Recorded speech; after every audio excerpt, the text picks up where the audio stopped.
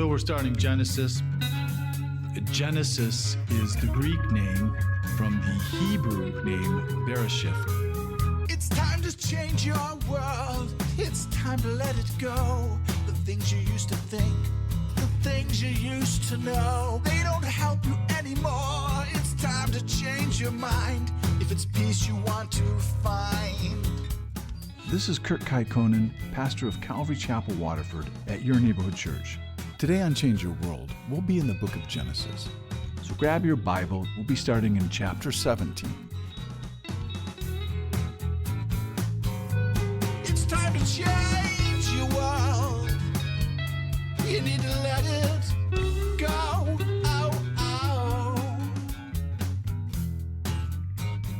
So now Lot, he goes out and he tries to reason with these men to protect his guests, because this is a requirement in the Middle Eastern culture. You're responsible for those people that come under your roof. He's morally obligated to protect these men. But what Lot does next, there's absolutely no justification for. And he offers up his 2 daughters to satisfy the lust of the crowd of men. And what this shows you is how far Lot has fallen. Because he probably thought when he moved to Sodom that he would be an influence on Sodom, that he would be truth, and he would be light to these people, and he would be a godly influence, and that he would make a difference. He could change Sodom. But he didn't make any difference to the people of Sodom. In fact, he didn't even make a godly difference to his own family. And the fact is that instead of Lot influencing Sodom, Sodom influenced Lot to the point where he offers up the lives of the actual ones that he is supposed to protect, his own 2 daughters. And he's giving them up to be molested. And it's just to protect his reputation as being an honorable host. But you have to see that it was never God's intention for Lot to ever be in Sodom. And that's like us. It's like when we are somewhere that we shouldn't be, that's morally compromised. And we're thinking that we're making an influence for Jesus, but really we're just being corrupted by them and by their sin. And I don't know Lot's mind. Maybe Lot thought he was choosing the least of 2 evils. But these men, they had no interest in women. And then they threatened to rape Lot if he doesn't get out of the way. And then these men told Lot exactly what they really thought of him. And they say, so you think you're one of us? So you think you're better than us? So you think you can judge us? And that's all because Lot called what they wanted to do wicked. And that's what happens to us when we point out somebody's sin. And even if you're pointing it out in love, they'll always look back at you and they'll say, you can't judge me. But then we can also kind of find ourselves saying those things if someone's pointing out our cherished sins. And then the angels that Lot was trying to protect, well, they end up saving him. And the angels, they struck the whole crowd with blindness. And you would have thought they would have got a clue if everyone around you suddenly went blind, that you would stop what you're doing, that you would wake up. But they didn't, because they were so impassioned in their lust that they just kept trying to go for the door. In my mind, when I see that, to me, it looks like one of those zombie movies where every zombie is stepping on top of everybody and climbing over everybody. And then those angels, they say to Lot, they say, do you have anyone else in the city? And they don't just say, do you have anybody else in the home? But they say in the whole city.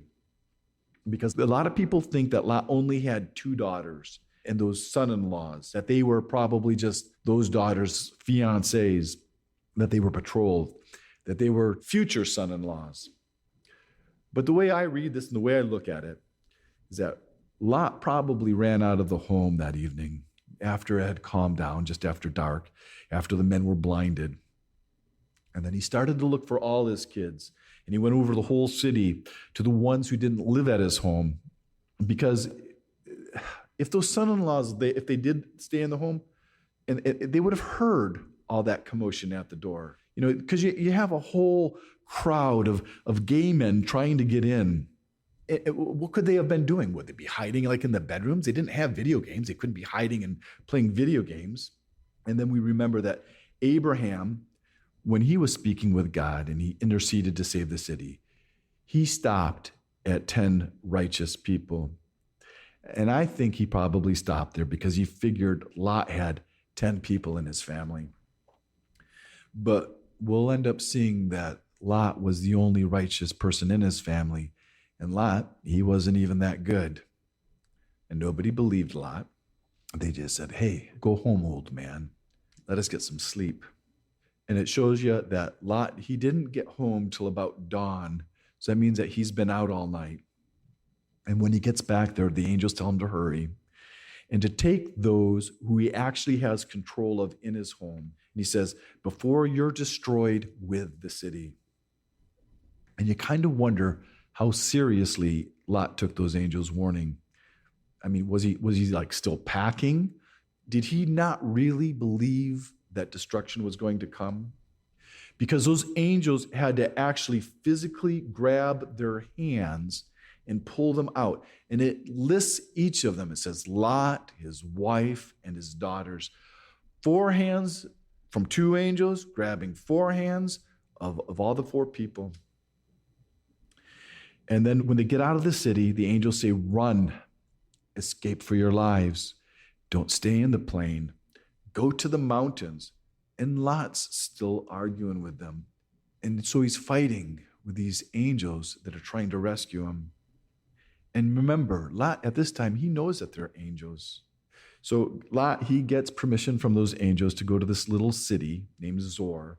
And that word Zor actually means small. It was just a small city.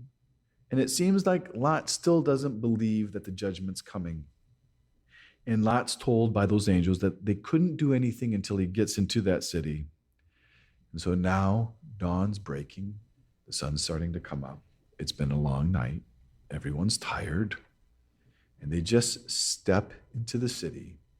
And it all starts. Brimstone, fire, falling from the sky. And you have to remember, they had all those asphalt pits, because remember when they had the war? So that means there's all this asphalt, this tar, and all this oil and petroleum. It's burning. Everything is burning. Everything's on fire. And maybe if they were just a little further away, and if Lot had taken the angel's advice and gone to the mountains, because maybe Zor was just too close to Sodom. Because you remember when they first were taken out of the city and they were just outside of the city limits, back in verse 17 it says, don't look back. But Lot's wife, she couldn't help herself because she loved Sodom. Maybe they were too close so that she could look back. And that's because Sodom, it was beautiful. And it had everything she ever wanted. To her, those people weren't so bad. And it kind of makes you wonder, maybe she was a local girl. Maybe she was from Sodom, because we don't know where Lot found his wife.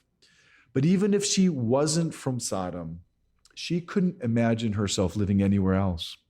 Her heart was in Sodom.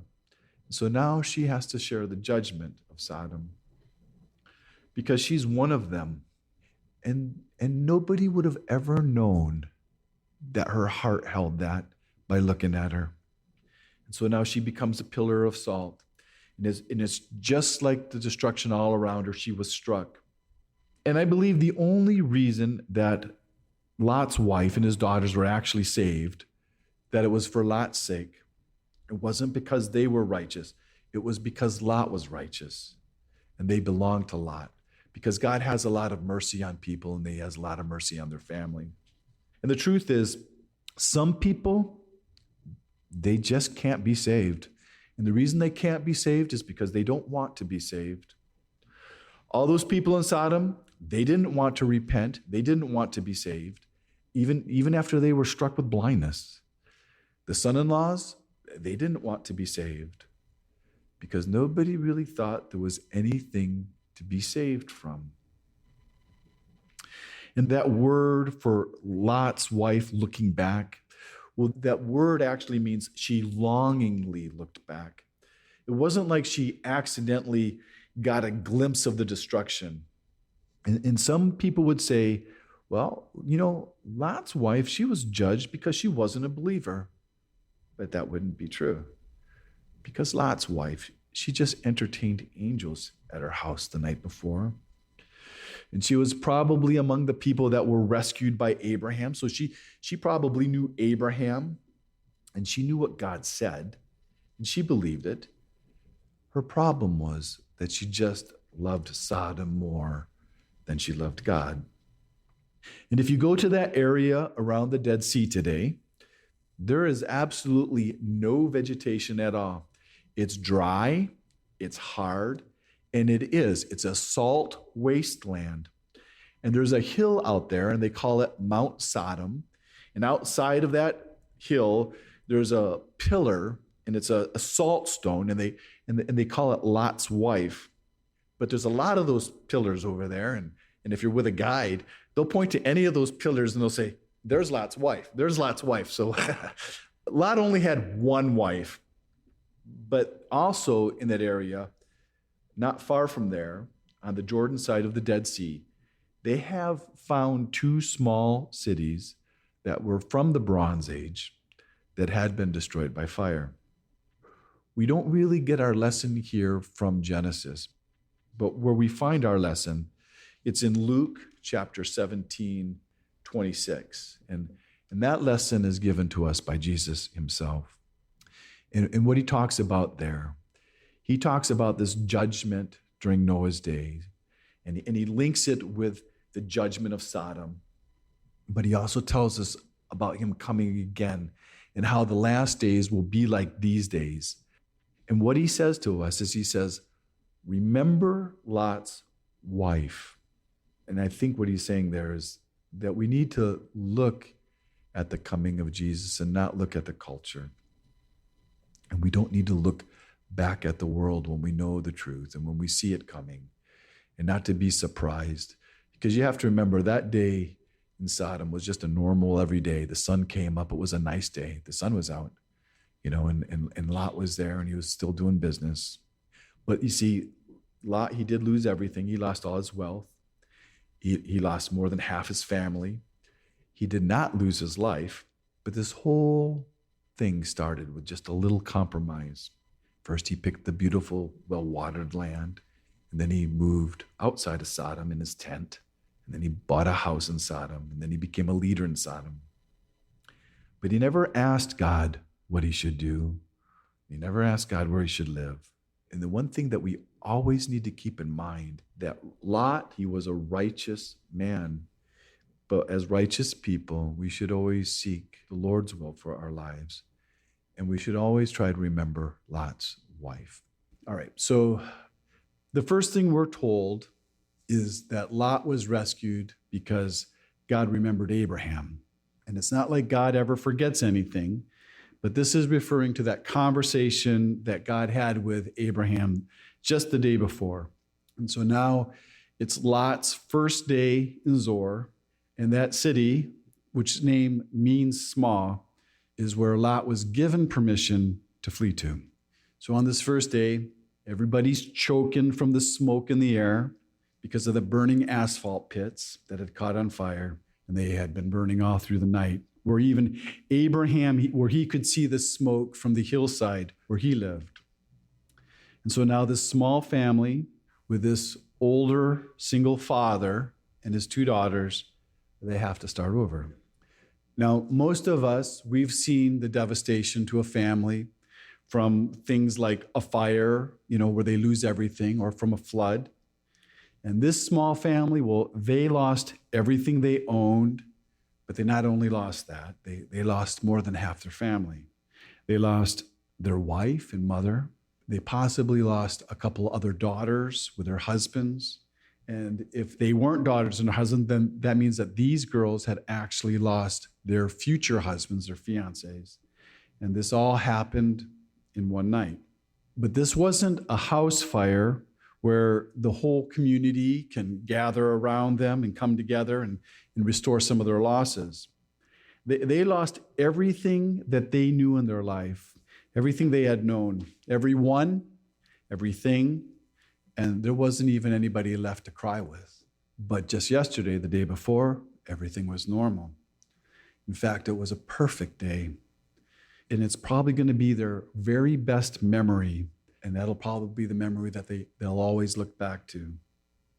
Now, we as people, we have all had experiences like this, where yesterday, everything was fine.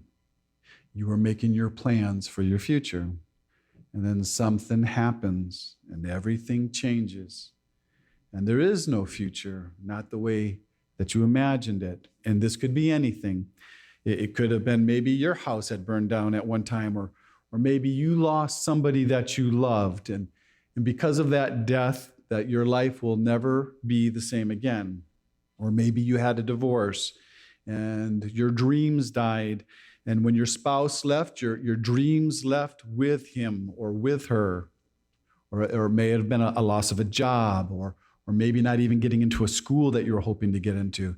And we could do this, and we could go on and on like this forever. But the thing that we need to remember here in this story is that God didn't come to destroy Lot's life. God rescued him, and he saved him. And God also, he rescued Lot's daughters, and he saved them too. And even though this looks like a great loss, and it was a great loss, but it was also God's great deliverance. Because here you see, God is giving them a second chance. God didn't leave them, and he never would leave them. And that's just the way it is for us. And sometimes there's things in our life that we think are killing us, but they're really God delivering us. And some of these things that we see as losses, it's really God removing those things from our lives, because those things, they were going to destroy us, or else they were going to destroy our relationship with him. Because just like them, our God, he loves us, and he sees us, and he knows our future. And we need to trust him through all our troubles and through all our losses. All right, so now they're in this small town named Small, and it wasn't big. It wasn't like the city where they had come from. And it didn't have everything they wanted like Sodom did. And now they're at the very bottom. They did not have much to build a new life with. And they didn't know anybody. And so they were at the mercy of anybody who was willing to help them. But I'm sure that God provided for their needs, because Lot, he's a believer, and God never saves us just to kill us. And we have absolutely no idea how long they lived in Zoar, but they lived there long enough to know that they didn't want to live there anymore. And my guess is that they didn't want to live there because even though it was a smaller city, that the morals of Zoar were a lot like Sodom's. And they didn't want to take any more chances. They didn't want to experience God's judgment again because they barely survived the last time. And so they left. And I always wonder when I read this, well, why didn't Lot go back to be with Abraham? And I think, well, what was it, his pride? Or did he feel like he was ashamed that he couldn't go back to Abraham being so humbled, to go back as being unsuccessful? Maybe that was it. Or maybe Lot just didn't care about anything anymore. Maybe he was bitter with the loss of his wife and his children, losing everything he owned. And it's kind of like the book of Job.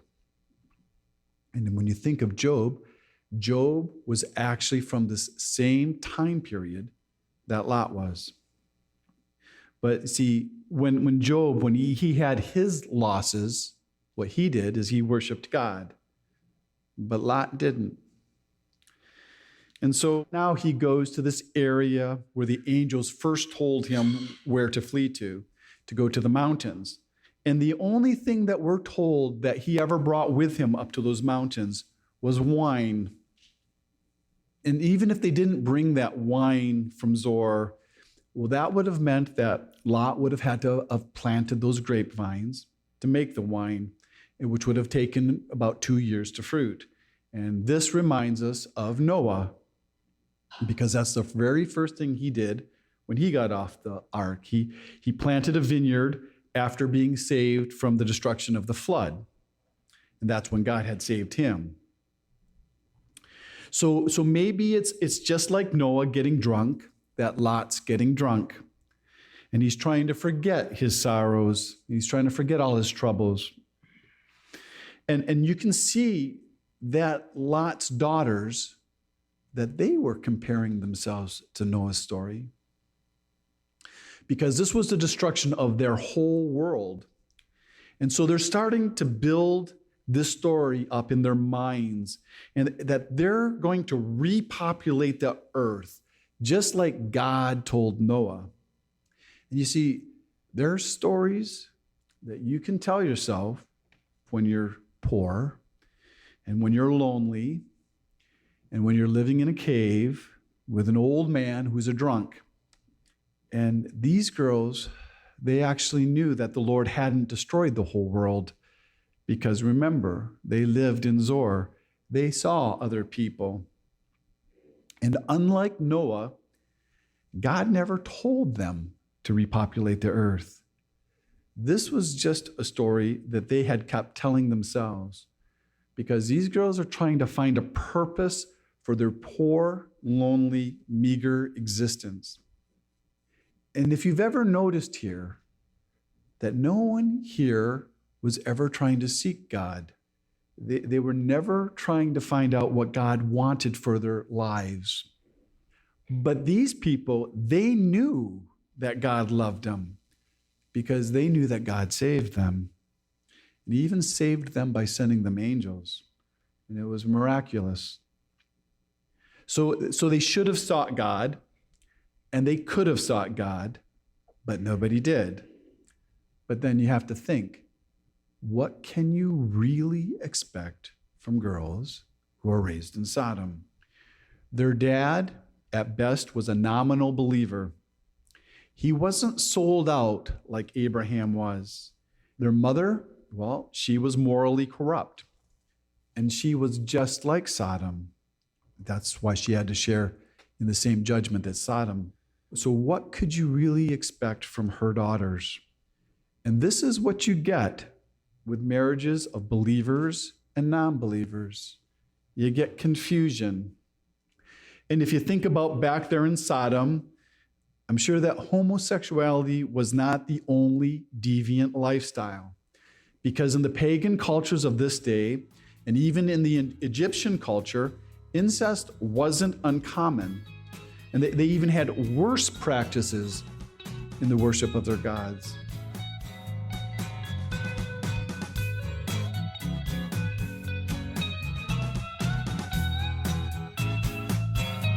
You need to change your world. You need to let it go. Oh.